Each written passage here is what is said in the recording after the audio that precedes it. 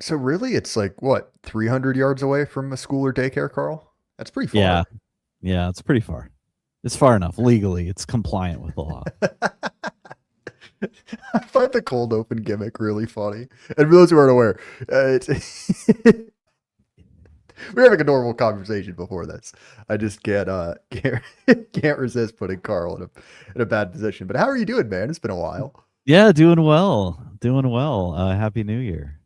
Yeah, happy New Year as well. It's always good. It's funny. I get two forms of feedback universally to our streams, which is Carl again, or alternately, when are you having Carl back on? So I've just decided to disappoint both of those people at least as much as I can. Yet But yeah, the man. I can't help but notice that the super chats are quite low. Yeah, So yeah, that really. their revealed preference versus stated preference, you know. Well, honestly, like I probably would be a better streamer if I like held out more for super chats, like not answering questions unless you pay me. But Ha! you know, I can't be honest. I can't be bothered. If something's funny, something's funny. So yeah, Yeah, that's allegedly professional podcaster, but you know, getting paid for it, that's kind of gay. true. There's, to be honest, yeah, I can sympathize with that. I'm a professional author, right? Buy book, as someone once said. Yes, yes, yes, by book. Actually, the cool thing is, I'm not surprised, but I hear a lot more from people who buy my first book, and I think Hmm. it's because it's like 200 pages versus what is it, almost 600 for the other one.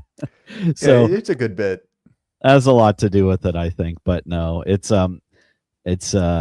it's doing well, and it helps allow me the luxury of hanging out with the right wing's first drill rap artist. I have no idea what you could possibly be referring to, Carl. I'm very excited. Actually, largely based on Johann Kurz's book, which is very, very good. I've begun collecting family artifacts, and so I have a number. One of which I think I've shown you, Carl. Prop comedy now, but is this very cool uh, Jezile musket? It's cool. It's a functional one, which is somewhat That's a rare. family Uh, artifact. yeah, yeah, yeah. I probably shouldn't be Rad. waving this around because it has quite a lot of highly specific biological biographical information on it. Mm. And biological. We know what you're up I mean, to, look, Mr. it's Durden. pretty cool, man. And That's if sick. you're wondering, the recent Reddit post how to get a a 14 centimeter cylinder out of a slightly larger one.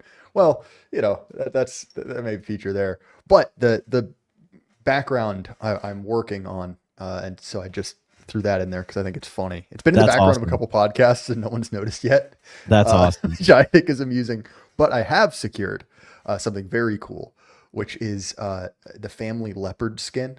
I had Holy a crow.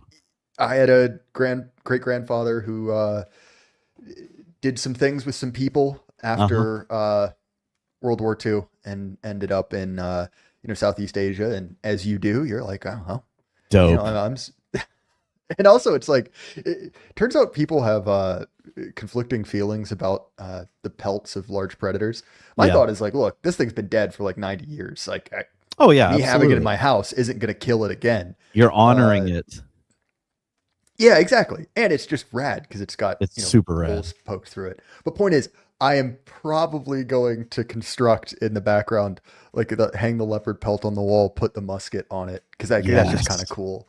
So anyway, point Yes. is, I am going to use my family artifact, which is what Johan Kurz recommended, right? Keep hold of those things Yes. and, make some, use it to benefit my work, right? Because honestly, like literally, what do you do with a leopard skin?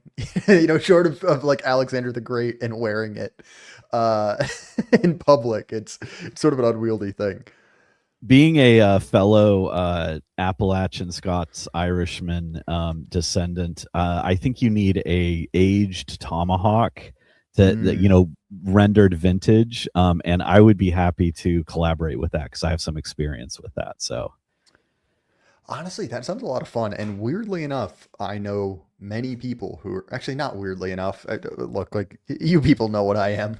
Uh, I know quite a lot of people who are yeah, into blacksmithing, which kind of comes with the territory. But yeah, cool, that's cool. a good idea. Point is, I've been watching all of these, what I consider, like the $7,000 Club, as they're called, right? And they Yeah, have cool studios. Or you can go yeah, Glenn Beck and act like you're a supervillain in like a James Bond movie and just have this like multi-million-dollar all white like cyberpunk monstrosity.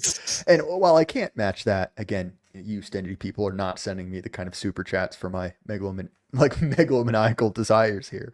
But point is, Sex Freakman 2026 rebrand gonna be wild. Drill rapper with a musket and a leopard skin. that's Yeah, that's kind right. of the plan. There's a great 4chan green text about. I think the initial question is like, is a smoothbore musket the ideal weapon for a crime? No shell casings, no rifling on the bullet, and of course the entire thread is just guys talking about doing drive-bys with like, tri-corner hats Tally and whips and ho! yes, and a lot of things I Triangle can't say shape, on air. 3 wounds from the bayonets. Yeah, Yeah, yes, holding. Well, look, Sex Freakman holding the musket sideways quite literally has no impact on accuracy. it's true. It's true. It's funny. I can also teach you some.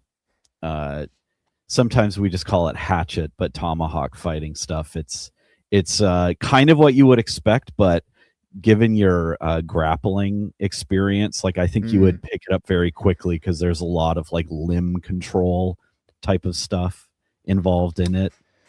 It's pretty Now that pretty that great. makes sense. Yeah.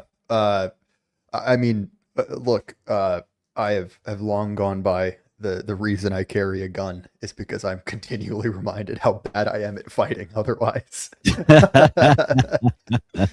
Yeah, but point being, yeah, I'm gonna be collecting items to sort of make this scene look better because there was some post going around talking about the proliferation of young male right wing podcasters who all broadcast from beige rooms, and the poster was Yeah. saying, I wonder if they're all in some server farm somewhere, right? It's just like identical cubicles, and I can assure you that is not the case, at least in my instance. But yeah, fair enough. The beige room is it's a little grim, so hopefully we'll make it a little better.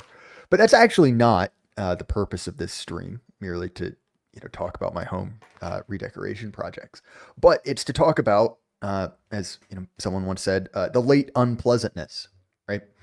The kind of uproar surrounding ICE and the shooting of this woman, Renee Good. I was on Aaron, obviously, to discuss it after the second video dropped, where she basically bounced this ICE agent off the hood. Uh, Several things I want to discuss there. One, I want to kind of reiterate the points that I made on Aaron's show, which is effectively lunatic progressive rhetoric got this woman killed. Yeah. One of the other videos that's been going around has been, repeat. It's different situations, but very similar, where people are saying like, "Oh, you can't arrest me. You're not a cop," and it's like, well, that's not true. Like they can, they will. Also, they have guns, so like the Yes. legality of that is sort of indeterminate in the moment. Yes. They're And much also, larger than you and they have shiny badges. yeah, and there's like 20 of them, so Yeah. like regardless of the legality of that, like, hey, maybe shut up and fight it in court, even from their perspective. But additionally, right, all of the rhetoric that's been going on for what I mean over 10 years now about fighting fascism, right, the threats to our democracy, this very existential language, which is driving people to the breaking point, right? We've seen a number of these more violent attacks a year ago with the anti-Elon, anti Tesla riots, the kind of series of ambushes on DHS personnel. And honestly, like this will continue to happen. Right? There's a desire to kind of spin this woman up into a martyr. I think that the George Floyd, right? The idea that she would become sort of a rallying point for George another Floyd.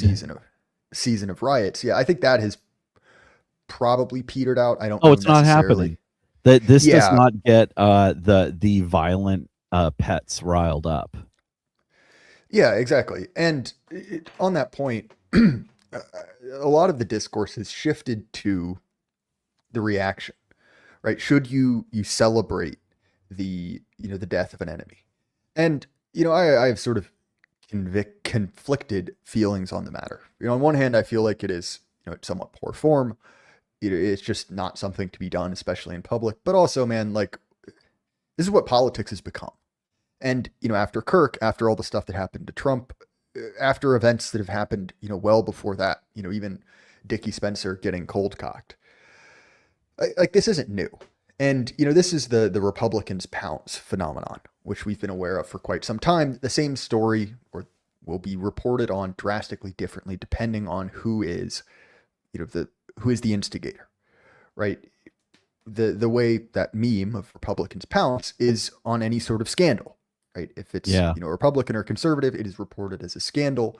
Whereas if the roles are reversed, it becomes Republicans are overreacting to this thing, aren't they gross, right? And we understand this, and I think that that's a certain amount of what's happening as well.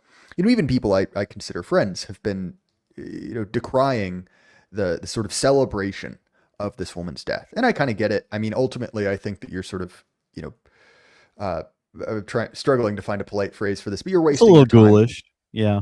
Yeah, and you're sort of wasting your time trying to tone police the internet. You Yes. simply can't. And Don't. so it's partially why I haven't engaged because one, it's like, I can control what I do. But the moment you sort of step in and say, boys, you can't do that. Yeah, you're basically the hall monitor of the internet, which is just kind of lame and embarrassing.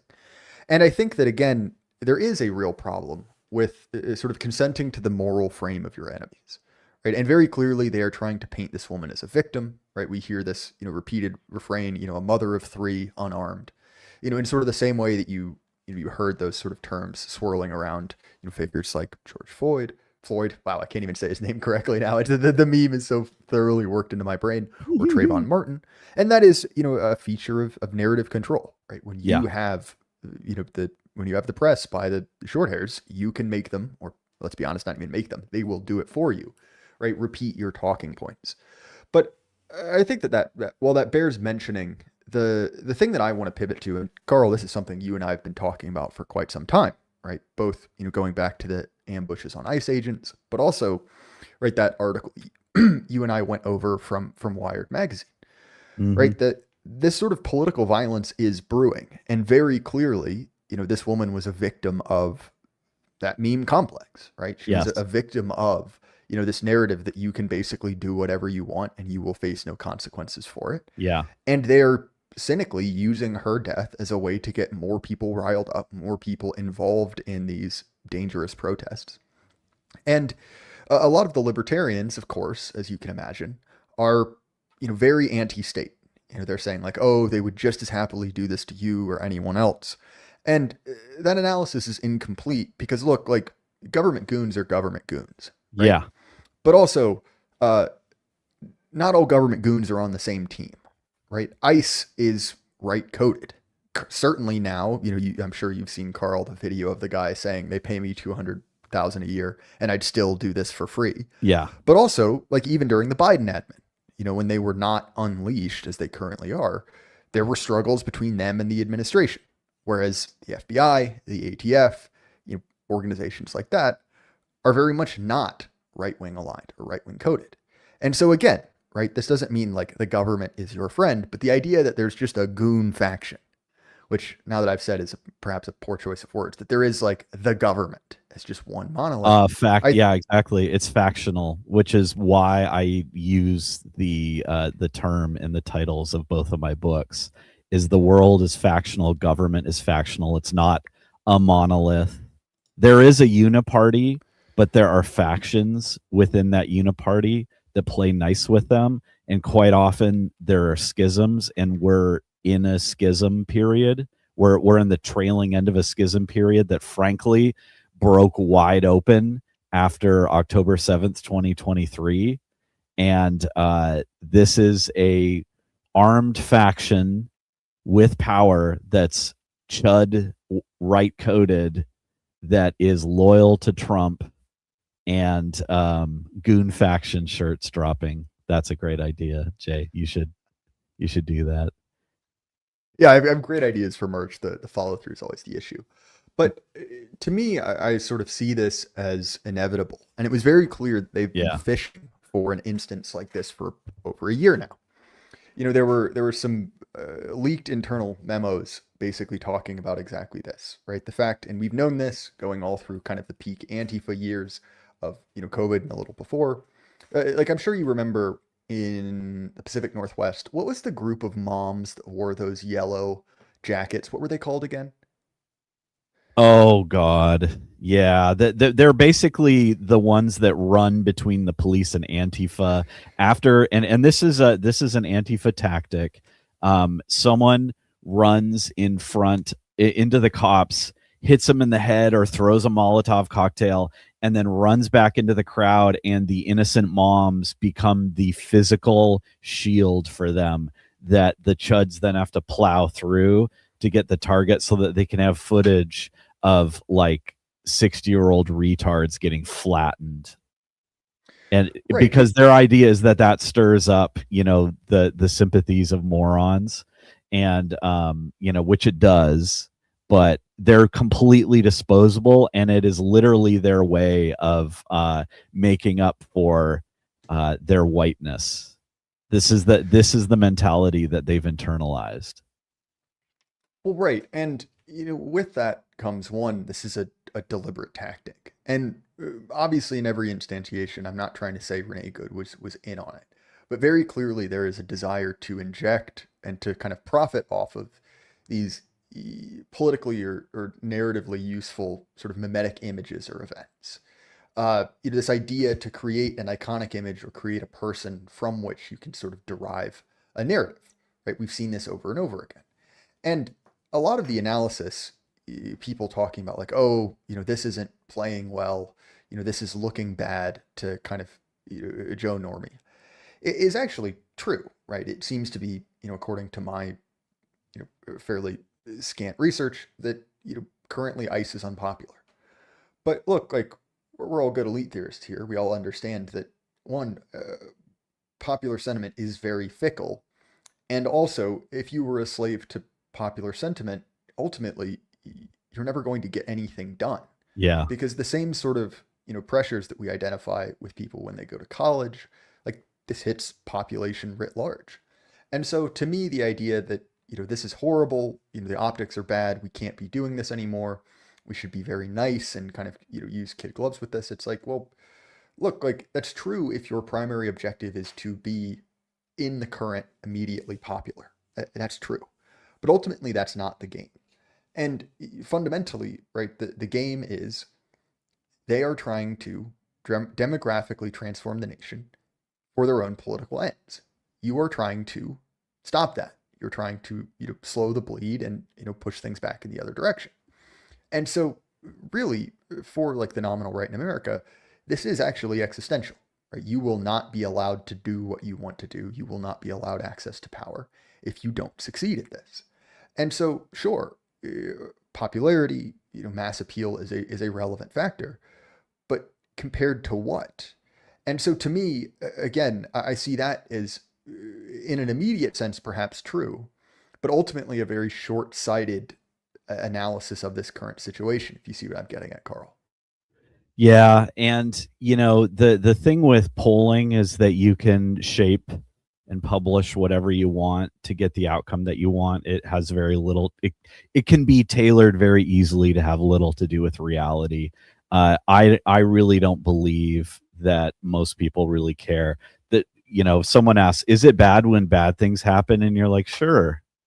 That's really the level of what we're dealing with her here. Do you think the average person has watched all of the footage to know exactly what was going on and has been informed about these things? Everyone who has is like, either F this individual, or, they have an ideological reason to say, no, this is horrible. And the truth of it is these people don't, a lot of these people don't know what they're doing. They're in this like Star Wars fantasy where because they haven't been punched in the face. And as people who've been punched in the face, you and I are like, oh, if I get in front of big man with shiny badge, and legal authority, or just big man period who's doing thing, there's a very good chance that I could get punched in the face. There's a very good chance if I get in front of armed man and do thing that could kill armed man that he might kill me. Like, it's really quite simple. And these media addicts in their cozy little lives, just they can't fathom that that's real. They will simply wow, while the people who are encouraging them to put their bodies on the line, and which is their terminology, and die for this cause, like to sacrifice themselves on the altar of white erasure, like they want this to happen. They want them dead. And it isn't just, it's because they're white and because it'll get an outcome that they want. Oh, 100%. And even setting aside the moral legitimacy or necessity of ICE, which is a separate discussion, you are interacting with someone who is a part of the state's monopoly on violence. They are allowed to do things that you are not. Regardless of how you feel about that, in the same way that it is in your best interest to, interact with even just local law enforcement in a certain way, you have to understand that, like, effectively, their purpose for existence is violence. Like, we church it up, we dress it up a little bit, but like that is the function of the state: violence, Yeah. externally, internally. And so when you're interacting with that, again, like, you kind of have to understand the variables here, right? Like, it's not like a death squad, right? It's not like Gene Rowe where they're walking around in, head to toe armor with an MG34 just mowing down communists. Like, there is a number of decisions you can make. I know, inshallah.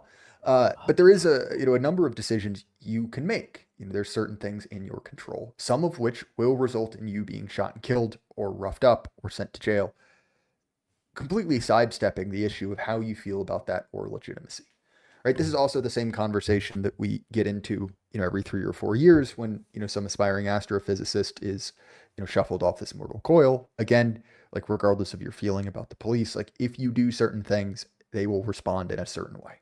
Yeah. And again, right, like, I'm someone who, I don't want to say I support ICE per se, but like, I think that immigration restriction and deportations are sorely needed. I support yeah, ICE for the record. I've got that in. I think I just hate Christy Nome. But Oh, absolutely, yeah. Our guys out there, I mean, there's probably half a dozen of them listening now. Godspeed, fellas, as far as I'm concerned. But point is, right, like, your feelings on the matter don't change the actual material reality of what you're going up against. And look, Karl, I think we're both in the same camp of being sort of darkly fascinated by police body cam footage. Is that correct? Oh, absolutely. It's wonderful. Yeah, it's genuinely fascinating. The comment section is wild. Yeah. You will learn a whole bunch of new things. You go to the police activity comment section. I highly recommend it because, boys, the guys who are running that channel are trying to keep it, trying to keep it professional, and it's not working. Right? It's not working at all. And this will be like, 72-year-old like retired electricians with their first, middle, last name and a photo of them and like a dog Yes, with like exactly. like red gook around its eyes, and they're just like, hang them all. Signed Daryl. With their home address and phone number. Yeah. The channel is Police Activity, but there are dozens, right? Dozens of alternatives. But point is, sorry, camera unfocused. You're no doubt aware of the whole subgenres, right? There you start to pick up on patterns, right? There's like there's a whole lot of the ones that are, domestic disputes or, like hostage situations, bank robberies. But one of the other genres is effectively attempted vehicular homicide, right? It's a traffic stop that goes wrong. They try and, ram the officers. And generally these end in, well, to be honest, mostly one way. It's just kind of how we get there. But that is, and in all of these situations, generally considered to be like attempted murder. Right? You've got a 4,000-pound missile that you're trying to crush someone with. In the response to this, for example, they were posting a really tragic body cam footage of this, 110-pound female police officer in a traffic stop in a cul-de-sac. And the guy backs into her, right? He smashes her into the car behind her, And even at low speeds, she unfortunately passed away. Setting aside whether she should have been a police officer to begin with, she was killed, right? Yep. In such a similar instance. And so, setting everything else aside, merely on that, like, is this a justified situation in that kind of narrow lens? It's like, well, if it isn't, we have a major problem because this happens fairly often, right? Obviously, a lot of police incidents involve motor vehicles. The leap to I'm going to hit you with my car or ram you to try and get out of this situation, while not a good decision, is, you can see the flow of that logic, right? Like, this is something that is pretty well established. And, especially when, as I indicated earlier, we have a video of this guy basically bouncing off the hood of her car. Yeah. I'm going to be honest, man. It's one of those things where it's like my sympathy is limited, and I don't think this is a real discussion. This isn't a real forensic debate. It is effectively emotional. It is, I don't like this. I do like this. And this serves my narrative. So it will be, it will be broadcasted. And I'm curious, Karl, what you make of the kind of saber rattling, the sort of saber rattling around basically secession, right? The idea that, Walz is going to call in the National Guard to, kick ICE out of the city. Well, I don't necessarily think that's fully sincere. It is an interesting dynamic there, right? Yeah. That, apparently this fault line is being exploited even up to the government level. Dude, I'm going to stay on, so I'll be able to hear you, but I got to go grab a glass of water. I'll be back. But anyway. All right. I will run with this. So in sum, it's highly performative signaling. I agree, Dylan Walker. First name, last name, social security number, last four. That the biggest thing in politics is always you give us rules that we're going to ignore. Yes, I do look at the chat. HH. And hello, my friend. And the people who are being paid, the patrons have to represent for their clients, which unfortunately the right wing does a very poor job of doing, and the left is good at it. Is that we basically say there are rules that exist that come from the state, and we will be selective in how we enforce them or follow them. And so you have, for example, right-wing sheriffs saying, as we're all familiar with over the past couple decades, we're not going to enforce certain kinds of federal gun laws, right? Like we're not doing that. And then the left says we're not going to enforce immigration laws because we like it when child sodomizers stay in our country, so that we can signal how wonderful we are and that we're great allies.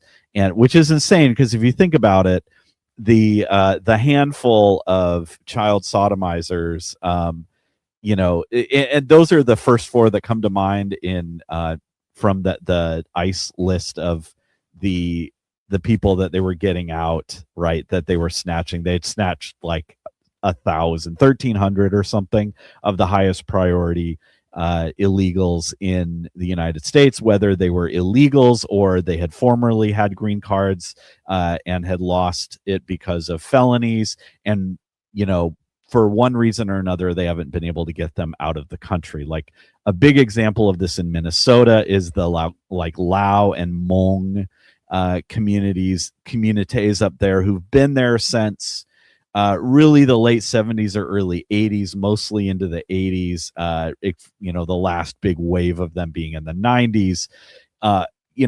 Felons lose their green cards and they get the boot, but you have to be able to remove them from the country and send them to their home country, and that is exceedingly difficult with certain situations where, like, a lot of them are semi-stateless people because their family was from Laos. They were in a refugee camp in Thailand where they were born, or like Laos is like, we don't want the felonious children of the people that fought against our communist government back. The Trump administration finally, after, this is like a 40-year process, the Trump administration in the second term finally got Laos to take them back because they enough people are dependent on aid from the United States and skimming it that it's worth their while to take these people back and do various things. But anyway, that is who these supposed neighbors are. I agree. Machiavelli sucks to go. The sending them back to a country is not my top priority. Anakin Glower.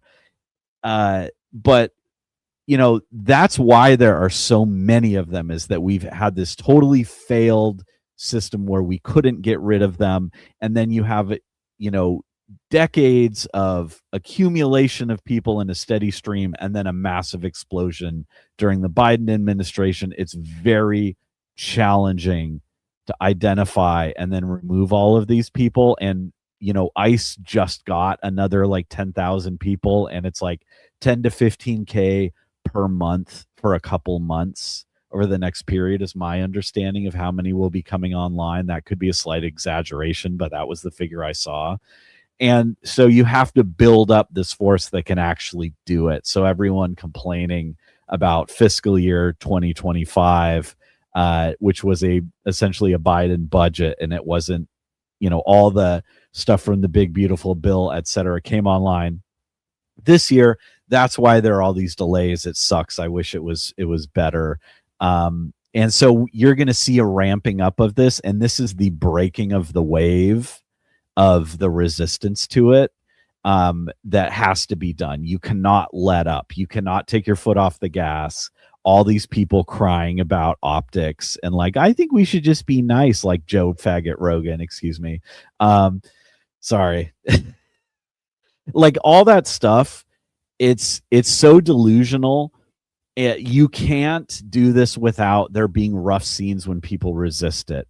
Like that footage from that Target, they should have cracked that legume enthusiast's head open like within 30 seconds of interacting with him from the way he was behaving. Totally unacceptable. And so him getting flattened and then handcuffed and then ditched because they were like, oh wait, well, we can book him for assault, or like, but it's so minor it'll probably get tossed off, so why don't we just ditch him in a parking lot because we can't remove him, but we have his information in case we feel like going after him later. It's a low priority, right?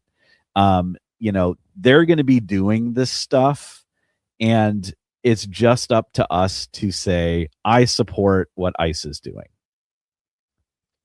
Well, That's our and job. again, right? It's like, okay, what's your top priority here? Is it fixing the problem or being nice? Because look, like we've had decades now of conservatives who are very concerned with being nice and being presentable, right? Being the sort of person you could invite to a cocktail party and you wouldn't feel embarrassed by them. And okay, well, let's examine the trajectory of the country. How many of us, and I realize I'm sort of preaching to the choir here, but how many of us feel as if the conservative movement has served us well, that they have done a good job conserving really anything at all? It's like, okay, well, if we accept that premise that this is deeply flawed and dramatic changes are need to be made, it's like, well, people are going to be unhappy with that. Like, there are people who benefit from the current status quo. There are people who are doing something they'd prefer to be doing now that need to stop that. And this applies to any number of things, right? Like there are people who really love grooming children, right? They love finding trans kids in rural America and spiriting them away to urban centers where they can be thrown into foster care, right? Benjamin Boyce just talked to a woman who Yep. chronicled one such event, and it's like, okay, well, I think we widely agree that should stop. But if you do that, that person involved in that, many other people will be upset. They might even cry. They might even make a scene and be forced to be removed or arrested. Of course, speaking euphemistically here, but like that's sort of baked in, right? You can't do this without making people upset. There's simply no way to do it. Like either you're okay with things as they are, or you're willing to make people upset. It's quite simply the only two options. And to me, I understand, feeling a little bit morally queasy about that. I understand that, it would be nice if we could simply have solved this, simply. And we could have, 40, 50, 60 years ago. But the problem is when you let a problem get this bad, Yeah. when you let the leak in your roof go for 2 years, 3 years, 4 years, 60, why not? It goes from being something that can be solved pleasantly and easily, with a relatively minimal amount of force, to something that requires a lot of doing. That simply is the calculus. And so if your answer is, well, I don't want to do it, then you're not in the game.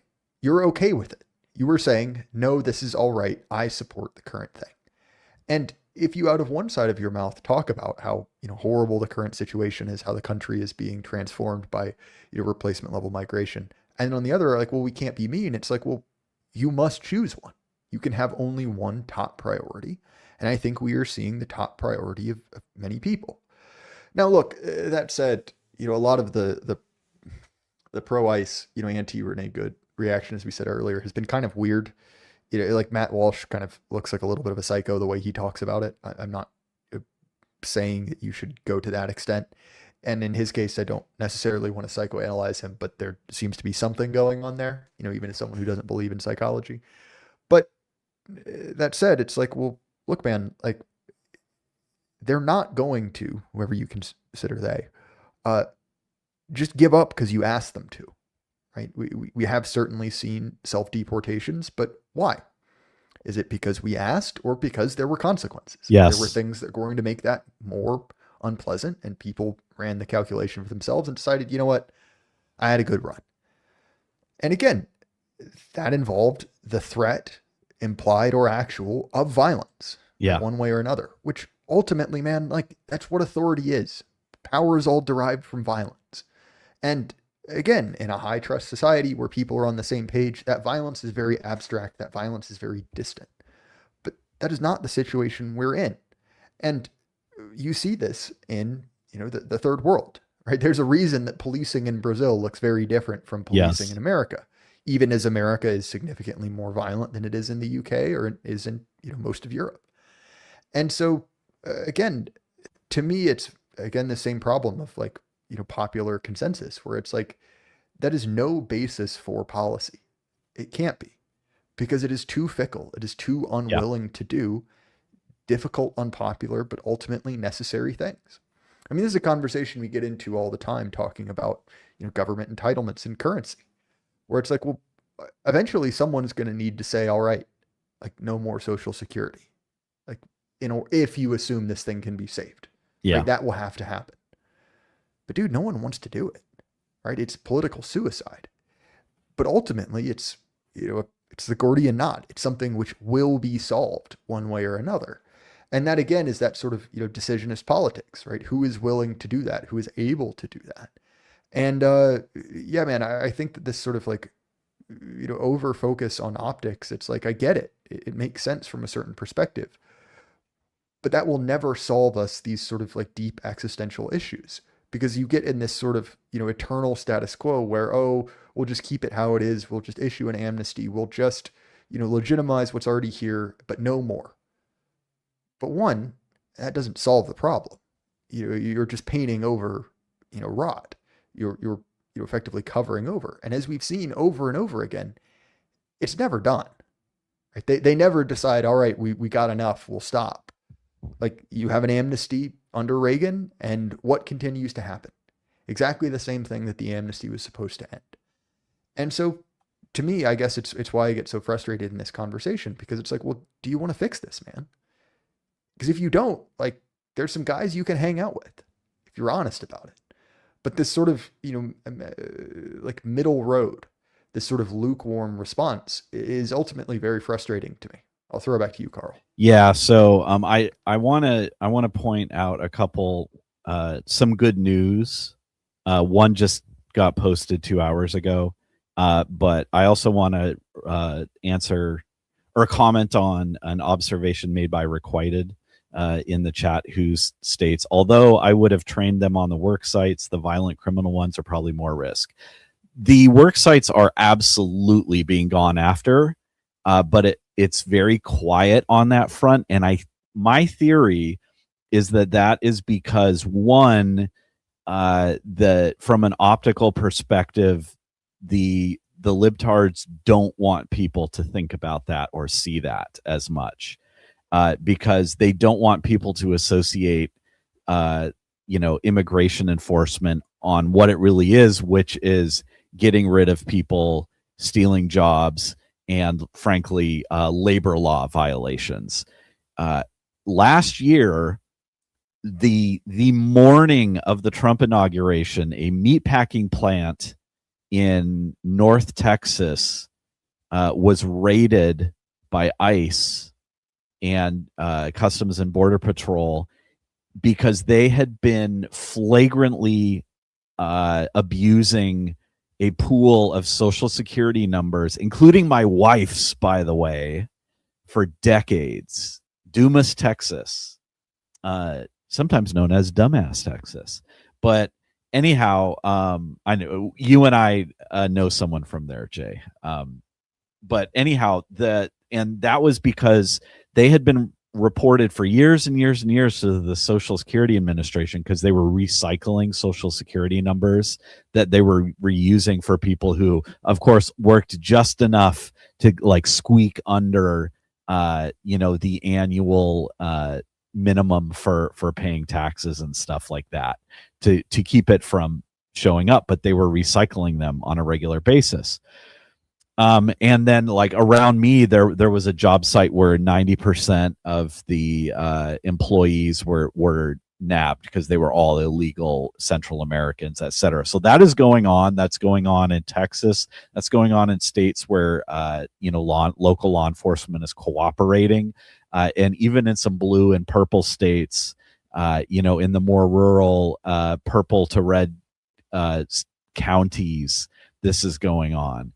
And it's still going on, and that's where a lot of the numbers of the physical expulsions of like the 600,000 from last year were associated with these high visibility ICE things. Carl, what's that number you said there? Wasn't it 600,000? Oh no, dude, it was at least 6 million. Oh, I think it was 15 million personally. Sorry, I had my numbers. Are we going with the Yad Vashem deportation numbers, or see, the American Red Cross has a different story. I do have to point out that the American Red Cross, those figures are associated with one site. Let's just put it that way, so people get those figures conflated. You should go. I think the Thomas 777 approach is probably the most accurate. But anyhow, what are we talking about again, Carl? Anyway, sorry. Deportation. So the high visibility stuff that we're seeing is in these blue enclaves where like the governors are supporting the mayors and such that are allowing this, and it's in the bluest of the blue hives. You notice that you don't see nearly as much of this out of California anymore, yet ICE is going ham in California. Why is that? People have had conversations. Now, my position is that they absolutely need to be arresting governors and mayors and anyone who's coordinating this kind of stuff. And I would even go so far as to say, I won't say it. However, here's something else that's new. Here's some more good news. Everyone has been complaining about immigrant visa pauses, and there were only like 13 of the worst abusers that were frozen, and everyone's like, I want to see India. India's not on this, but as of this morning, little Marco, foam enthusiast, Marco Grande Rubio, freezes all foreign visa processing indefinitely from 75 countries. Officially, it's temporary. The phrasing is the State Department, this is quoting, quote, the State Department will pause immigrant visa processing from 75 countries whose migrants take welfare from the American people at unacceptable rates. The freeze will remain active until the U.S. can ensure that new immigrants will not extract wealth from the American people, unquote. 75 countries, it's basically the entire third world. India's not on there, unfortunately. Pakistan is. Russia's on there, interestingly. China is not. but it's basically almost the entire third world, not Vietnam. So it isn't just the welfare, but it's also and there's some like legacy populations that help shift the numbers, but they do have extremely high welfare utilization as well as visa overstay rates and just general parasitism. And a lot of this is making these countries play ball with the U.S. State Department because they haven't been. But that's good news. And yes, there's a lot of complex like geostrategic issues that are baked into this, but it's very good news that they're saying like you can't even come here on a tourist visa, and they're going to be particularly scrutinous with even consular visas. So this is good stuff. So the other thing that I want to talk about uh, is, and this is kind of a similar to both the immigration issue and the anti-ICE riots, something that we have talked about multiple times, which is the continuing kind of you could say conservative civil war, right? The woke right struggle. Woo boy, has that majorly kicked off because Tucker Carlson interviewed his brother Buckley, Based who Buckley. yeah, who I don't know super well, but I have some sort of relationship with. He's a very kind guy, very generous with his time, and the interview was good. It was kind of fun just to see like these two guys who obviously have a great deal of affection for each other and for their father, but also, man, it was just an interesting interview, right? You got a plug for the Uns review like 15 seconds in, which is certainly a strong start to the conversation. But the reaction has been absolutely absurd, right? You have John Podhoretz, who is a genuine lunatic, like is just Absolutely. chomping at the bit, has lost his mind. Weirdly enough, the comment that sort of kicked off this whole disaster was I thought relatively mild. Uh, yes, Sex Freakman, the Unks review, I think is what I should have been saying. Oh, that's But in all hilarious, seriousness, dude. right? Buckley made this point where he was talking about realizing that so many of the cultural narratives that we know are false, and he basically said, I grew up, talking to Cold Warriors, people who were involved in the fight against communism. And they always talked about North Korea, right, as this country under complete and total narrative control. And he said, and then I grew up and I realized, wait a minute, we're North Korea. And of course, he doesn't literally mean we're North Korea, right? You don't have to have 130 IQ to pick up on what he's saying, but making the point that America is under a sort of social engineering regime, that we have been subjected to the same sort of narrative control. And this comment came within a broader discussion of COVID, which is a great example, right? There was a strong narrative push, one that was being updated in real time. Again, like, come on, it's not that hard to figure out what he's saying. But you've seen these sort of crazy responses from the usual suspects. So, for instance, you have this Jordan Chantel. We'll go with that. Lots of Star Wars names, basically. Buckley is jobless. He owns lots of stuff, going through it. Now he says we're North Korea. The woke right is a comedy routine. Again, this term getting out there, right? Connecting it to Carlson. But we see from Joseph Brooks, no points for guessing, he's a great advertisement for putting in a high inheritance tax. Obviously, conservatives abhor such a concept, but he isn't one anyway. So he's a great poster child. The idea that we should take all this guy's money away. I don't like him. We should smash him. Schofield, not quite. But point is, right, like this has been one of many such reactions. You've got another one from, let me pull this up. One of my favorite follows on the internet, by the way, is Mark Levin. This is really tied to a lot of the stuff out of, out of Iran. Speaking of lunatics, dude, man, this guy's going off. So I'll again sort of, kind of summarize what he's saying. But this is the first paragraph which has an M dash in it, which makes me wonder if AI wrote this, talking about the situation in Iran. It should be no shock to you that Mark R. Levin is pushing very hard for a war in Iran. This Islamic Nazi regime in Iran, several questions there, Mm. should have been taken out in June when the woke right neo fascists, that's us, and their foreign government taskmasters sought to silence me, but further emboldened me. He spelled that wrong. All the lives lost, the horrendous slaughter, the utter inhumanity. And the isolationists remain isolationists and worse.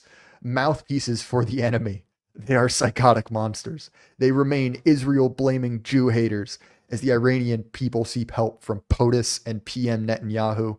Huh. Not Qatar, not Saudi Arabia, not Turkey, not from any Muslim country. So point is, he goes on a little bit longer, but going back to, talking about Iran. And look, man, I don't like the Iranian government in particular, but this is just absurd. Oh, it's Right? retarded. The Islamic Nazi regime is committing horrific acts of genocide against the majority Muslim citizenry.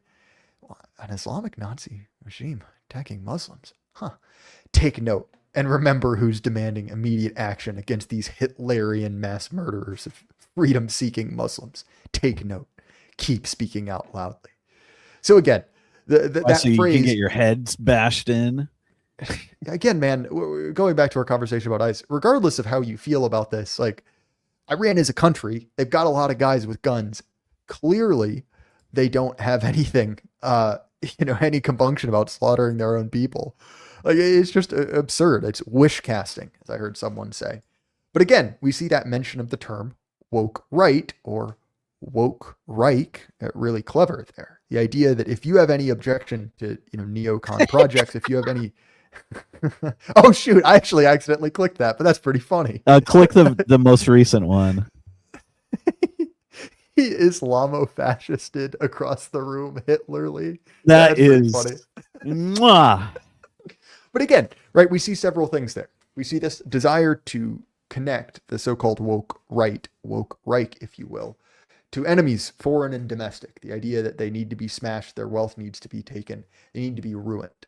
But what's interesting is this sort of term or this sort of trend line I've identified for a while, to be honest. I started to reach into government, right? So forgive me for bringing up one Jimbo Lindsay, but he's continued this push. So the Department of Labor put out kind of a hype edit. You've seen this from the Trump administration before, and it's nothing shocking, right? It's Thomas Jefferson, his statue in front of kind of a quick edit of different pictures of American excellence, right? Frontiersmen, pioneers, that sort of thing. Just a quick 10-second video.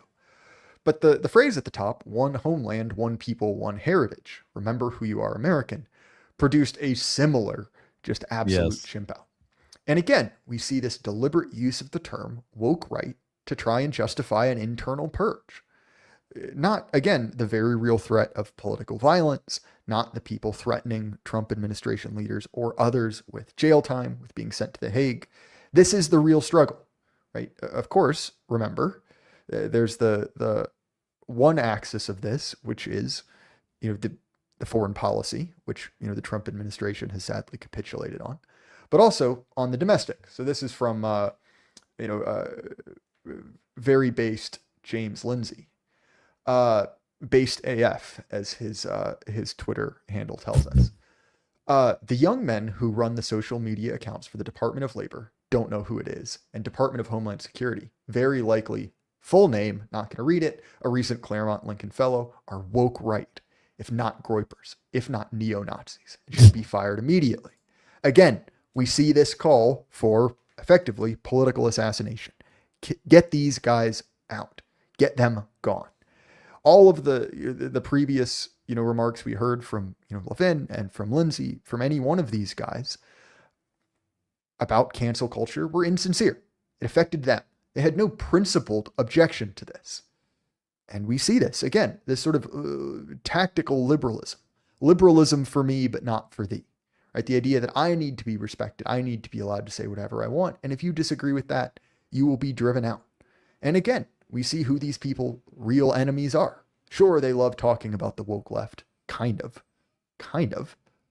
but aren't nearly as interested in actually solving these issues, in doing something mean, as we said earlier, and actually getting to the root of these issues. They only matter in so much as they affect their priorities, which on a personal level are kind of their sinecures. They feel as if they're owed their, shall we say, foreign policy objectives, across the world.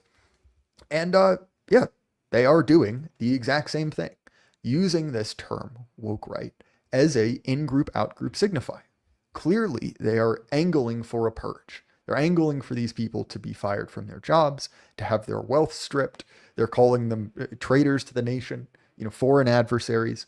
Like, this is the angle, right? This is what they want. And to say, oh, this is infighting on our side, no, it's not. They aren't on our side. They're on their side, and they're more than willing to try and twist us to those ends. But clearly they have different priorities. Clearly there are different things which motivate them, which they prioritize. And again, these people have completely lost their minds. So again, I'll read another one, and this is less philosophically significant. It just kind of shows you the absolute nutcases these people are. So John Podhoretz, I can't say his name. I refuse to pronounce it correctly. So he's talking about, Buckley Carlson. Buckaroo, who I remember as a repellent teenage creep, I have a weird feeling that you're now a drunken, drug-addled moocher loser and a vile anti-Semite whose soul is rotted away. Kind of like your brothers. So I'm probably right. Again, going for the throat, saying insane things. You're just absolutely foaming at the mouth.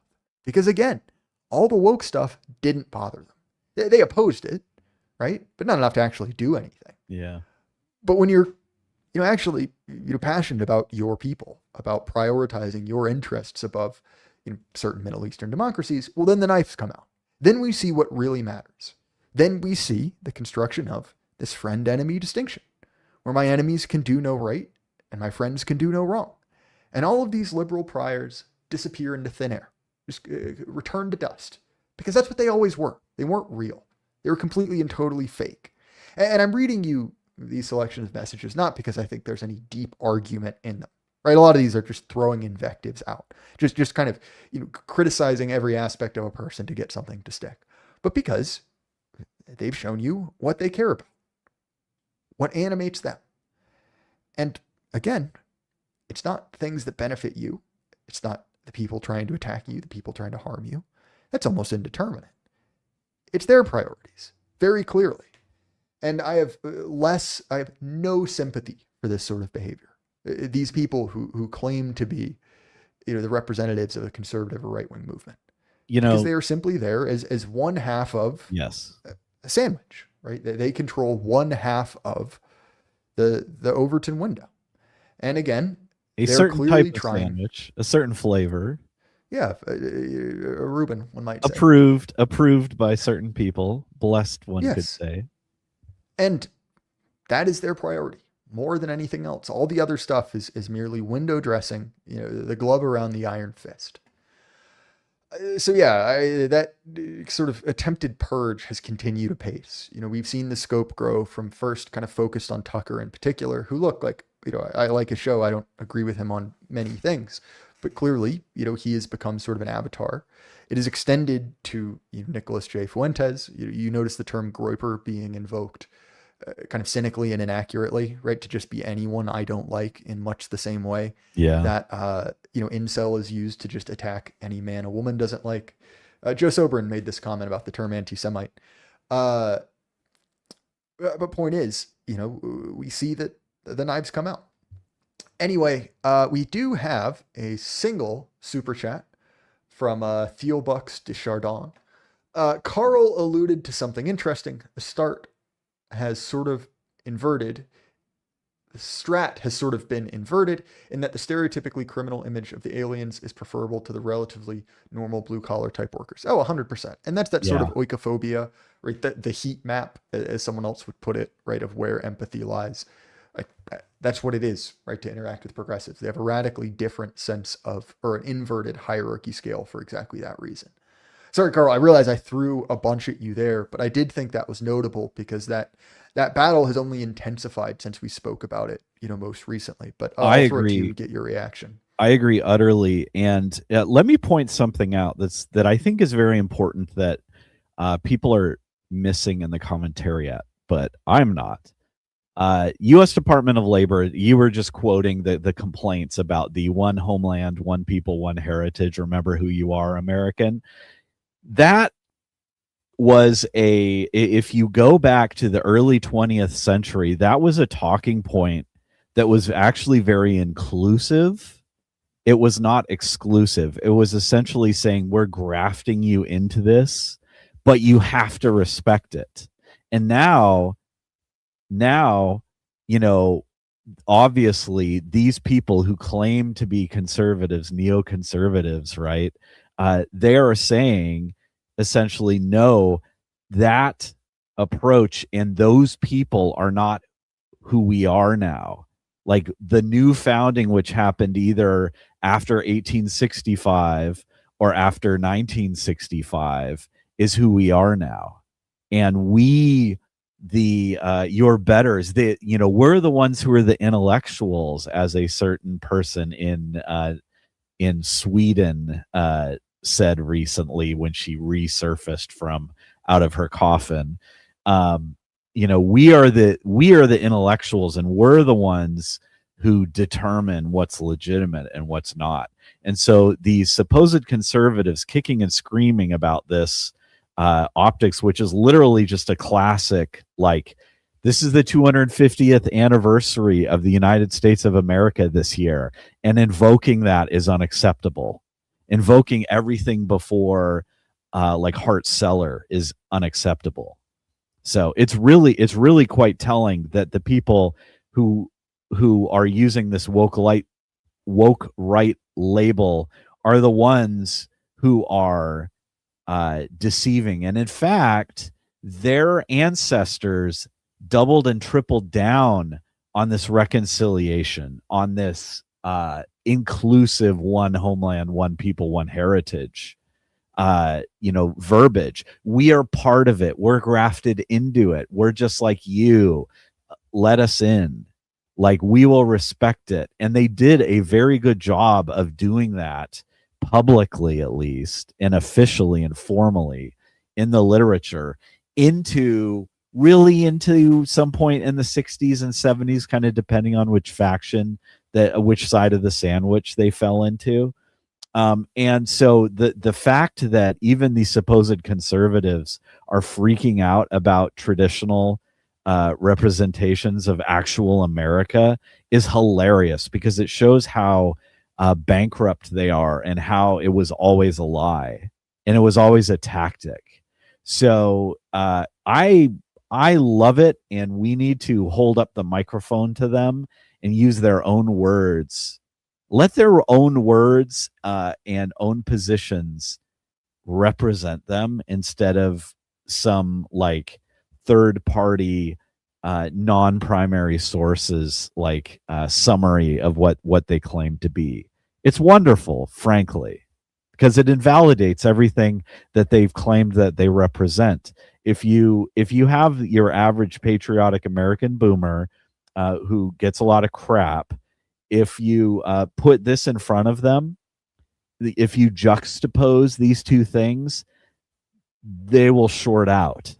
Their minds will short out, and they'll be like, wait a minute, that guy doesn't care about us at all. He claims to represent us and speak for us, because the actual American conservative, like the vast majority of them, still love their country. They still love this. Yeah. Now, I will say that there are some from more recent immigrant stock whose names end in vowels a lot of the time, that have this, like, I'm an immigrant, like, way stronger, and they have this isn't me way stronger. I tend to like those people. I respect their wacky Mediterranean ways.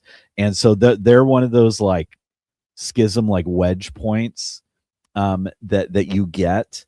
But like your average, like, deep heritage American, if they're not a total like libtard who like thinks that they're like 30% Cherokee because their grandmother was like a dusky German or something, you know, they tend to respect and love their heritage.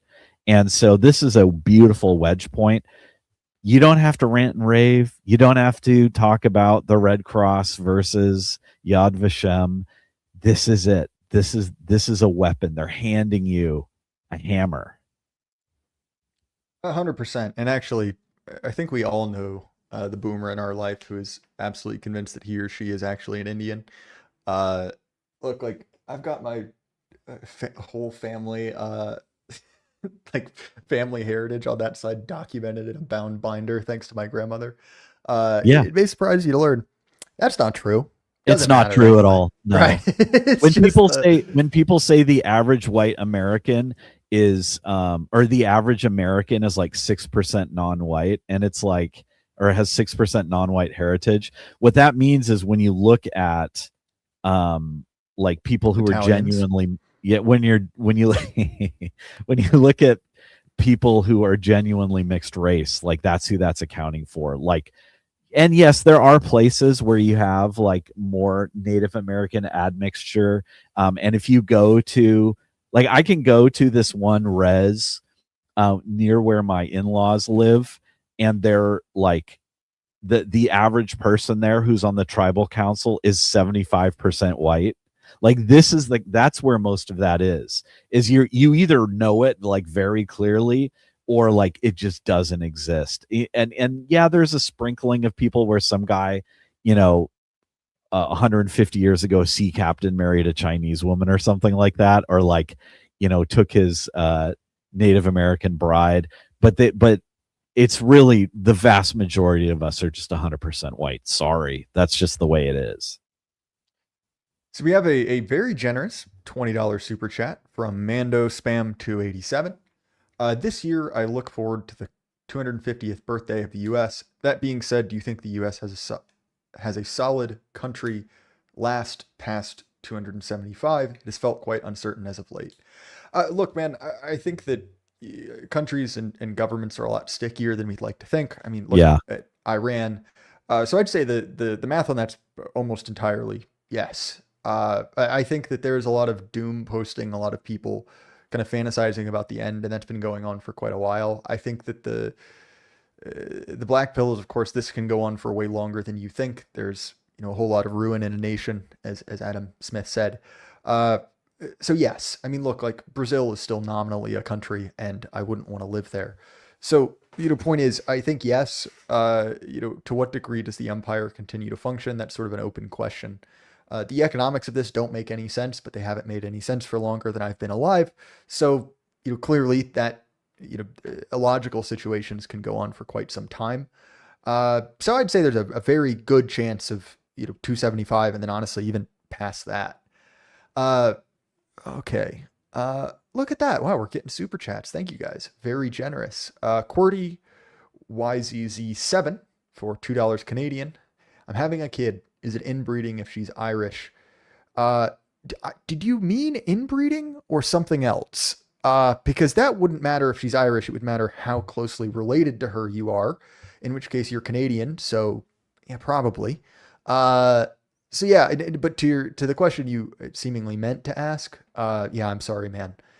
You will have a POC as a child. Uh, Pay no attention to how much I look like prominent Irish actor Cillian Murphy, or the reoccurrence of certain names in my own family tree. Yeah. I haven't done the DNA test, so I'm not Irish at all. You know what? Uh, I found out recently that I have like a couple Irish ancestors. Or let me rephrase. I have a 100% Irish ancestor from the colony of the founders of the colony of Maryland. So, yes, I am a POC. well, that means you can say it, Karl, and you All right. certainly cashed in your I will card. use slurs. Glorified Garter. Sorry, I really wanted to say Gardner there. Karl is running for the most based Gen Xer on the internet. Yeah, I think. I mean, you got T777.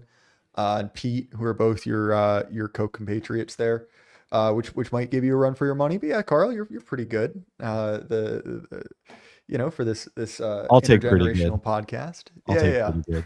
yeah. What was the one that was going around for a while? Was it like the boomer and the fetus or something stupid as fuck? Yeah, it was something hilarious like that. It was so funny. Yeah, again, yeah, no, Carl's great, which is why we keep having him back on. Yeah, no, actually, I think Z-Man probably Z-Man, holds it. most R.I.P. big. Z-Man. I Yeah. really enjoyed our retrospective on him, Carl. It was on Pete's show. If you guys are interested in listening to it, you knew him better than I did, but yeah, it was good to sort of do a send off there. Obviously, we're much poorer without him around, Yeah. but it was good to sort of have a sort of time to look back on it at the end of last year. Yeah, it was a good way to wrap up the year because I literally think that like Z-Man's passing and the recognition that he got formally from so many people was possibly as consequential as the second Trump administration. Like I'm not joking. Yeah, I mean, In our geez, why? circles. Yeah, yeah. Well, and also, like, I think that, like many people, I didn't realize how widely read he was because I was primarily a podcast consumer of his content. That's really where, Being a zoomer. yeah, 100%. Like, What's I'm with I'm all in these 90. words and shit? Can you explain this to me in a Fortnite Draco. analogy? What? What? I would never, Carl. My Form One was filed yesterday. I hadn't had it for even an Beautiful. hour. Beautiful. Uh, It's technically no longer a Draco. You've gotten your that's white true. card back. What is it? Is it the? It's not an AMD. That's the Romanian one. Is it the PMD? The Romanian shorties? Is that what they're officially called again? Oh, I forget. The AMD is Hungarian. Yeah. Mm-hmm. Um, oh, Let let me I look let this me up. look at my big book of the Kalashnikov or one of Oh, you them. I have should. that? Oh, I have an official Kalashnikov arms Russian book from the Oh yeah, 90s it's or the early PMD 63, I believe. AM. Which is the civilian version. Maybe. Let I me. cannot read Romanian. I'm not sure it's a real language. This is gun autism. You don't need to know. Uh, I'm yeah, flipping through a book like it's the Middle Ages. Is there Subway Surfer at the bottom? Because that's the only way I can read a book. And it's in Russian, so it's there's some English.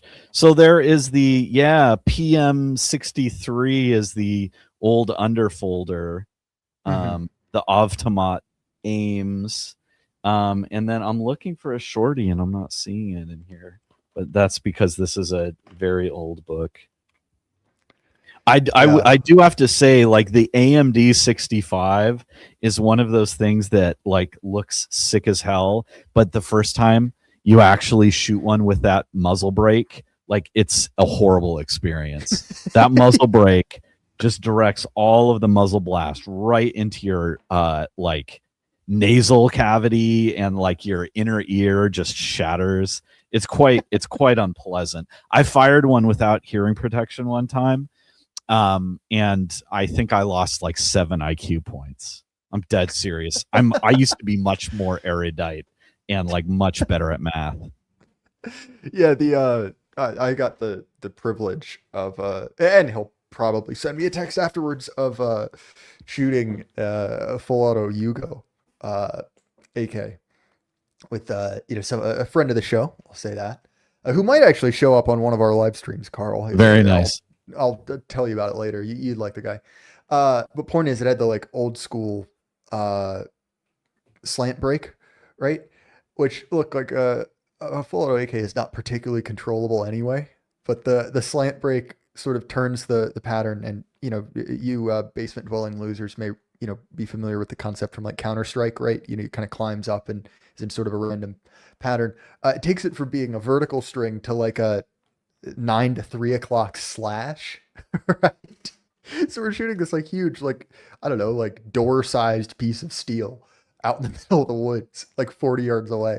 And in order to get anything on target, you'd have to start like 2 feet to the left and you'd shoot like 3, 4 rounds, the middle two would be kind of somewhere on the door. And the rest would just be in like a diagonal line straight up the berm. The communists have a very different understanding of ergonomics than we do in the West.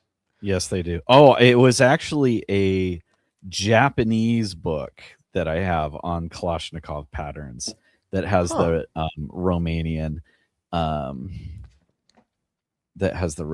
types in here. So let me find the origin. Okay, so it was the AIM was the original AKM variant with the dong for grip, and then let's see here. There was a shorty aim carbine that the yeah, they just call it an aim carbine that the Draco is based on. It's the same everything in 7.62. How do you say the choppa in Romanian? Uh, Cordy again for $10 Canadian. Do you think destabilizing Canada for a chance at conquest makes sense? Obviously, hate the vile republic to the south, but even the American people cannot be that stupid. Keep the Great White North. Uh, I am unsure of how serious that is. That seems to be kind of memeing. They're Uh, destabilizing themselves. yeah, 100%. I mean, I can certainly see something just to kind of keep the, as Alex Jones would say, the chai coms out. As we sort of pivot to some sort of like hemispheric focus. I actually had a great episode. It probably won't get great views, but talking about exactly this uh, with Chronicles contributor whose name he's. I don't want to get this wrong. He is from the Balkans, and I literally cannot pronounce his name, but Don't. Trifkovic is his last name. How would you be Uh, able to? Man, I can't pronounce English. You've heard me mispronounce very basic words like 10 times on this show. You throw in another language with letters that I don't entirely Irish. understand. Yeah, foreign languages. Uh, so point is, that will be kind of a further examination of that topic. I'm not entirely confident anything will come from it. Uh, and again, even the kind of like meme maps I've seen have been, the kind of like far northern territories, which like let's be honest, even if we did technically control that, how much would that affect either us or you? I mean, yeah, sure, there's some mineral right stuff, but like it's pretty barren country. So I have several. I just don't think it's going to happen. But this is also the guy who said that the Russian-Ukraine war wasn't going to happen. So like, Yeah. do not take my predictions on international relations. I'm very bad at them. But that's sort of my initial response. What do you think, Carl, about the possibility of I I have my personal opinion. Don't dox me or anything, but I have Canadian relatives in um yeah, so I have many Canadian relatives, and am very familiar with Western Canada. Um and I don't think destabilizing is the term. I think an offer of stability.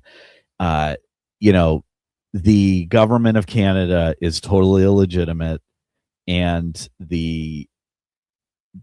something has to be done. Do I think it's going to be done? I don't know. I don't have a way of knowing. I literally believe at this point that the biggest conflict there, it would be multinational, and it would be India v Canada v United States, or excuse me, India v China, like for struggle of control over the place, because that the might actually be Chinese, kind of cool. Like if they I do it which like I how they advocate. I like have you advocate. seen the other it's like the Chinese Indian border disputes where they're just like Yes. wailing on each I was other with watching like video of that this morning, actually. that would be so much fun. Like we could give the Canadians hockey sticks. They can join into maybe like a Paul Bunyan axe that seems to be in their character, and just have a full on like mountain blade style melee. I Uh, mean Lee Enfields for the boys. Like Come there are on. so many Lee Enfields in attics and basements in Canada and the only people that have them are the white Canadians, right? Everyone knows the real rifle of Canada is a Chinese SKS. Yeah. They have some really cool Chinese stuff that we don't have, but Yeah, so it could be very entertaining. It could be very entertaining.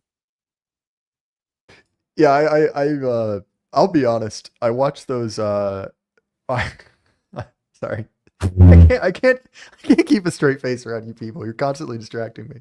Uh, but every time I see those videos of those like masses of disorganized men like wailing on each other with like pikes and stuff and like baseball bats taped to broom handles, I just think like, man, that looks fun. That looks It does really look fun. fun. I mean, And honest, get your unit to actually form like a phalanx. You would get a wipe the testudo, floor you with them. know? Yeah, Yes, 100%. Like me and the boys are gonna be gone for a little bit, Dave. we're We gonna we turtle gotta up. go conquer the India-China border with pike and shot. Actually, no shot, I guess.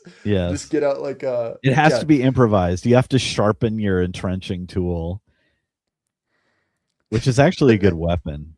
seems like a lot of fun. I don't know what they're complaining about. Like, have you seen the meme, Carl, where it's like one of those like super airbrushed like hypercolor illustrations of like a dolphin like leaping through the Yeah. ocean with like a and it just says war before drones, you know? Well, there it is, man. You have war before gunpowder, right? Just you and the boys, you know, getting a squad together. Like Pieces of your body being cut off. oh well dude, like send me to like some random like high school in the South. I'll like get together like a few football teams and we will Yeah, demolish. you Like would annihilate them. just give some like future D3 offensive lineman a baseball bat, a breastplate, a peaked helmet, and just tell him to come back with like 13 ears on a necklace, and we'll be done by the afternoon, right? My goodness. My goodness. Well, dude, we have gone overtime. This was a ton of fun, man. I know We we had had one mentioned. more super chat. Oh, we did. I missed that. Yeah, Oh, yeah. Oh, that's why I was trying to move past it. From Zhang Wei menacing, I agree on burden this one, by the way. Burden baby when working on it.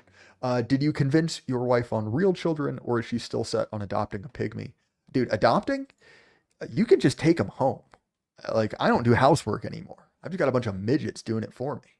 It's aristocratic. I'm sort of like a medieval baron. You know, I have my dwarves. They sort of cavort and you know amuse me while I eat like a chicken leg. Oh, check entropy. Wow, you guys are being very generous in keeping me here longer. Thank you. Uh, Sean Schaefer, real questions only. Which Fallout New Vegas faction? But seriously, rip Scott Adams. Yeah, obviously sad to see Scott Adams passing. Uh, I was never a you know like a regular viewer of his stuff, but obviously he put himself out there, and you know he took hits for what he believed. So you know I have to give him credit for that. And sounds like his you know his books were very good. His comic was hilarious. Like he was talented, and to you know go out on a limb and sacrifice that, like you have to give him you know what he's due for that. Did you have any sort of more in depth relationship with Scott Adams or his work than that, Carl?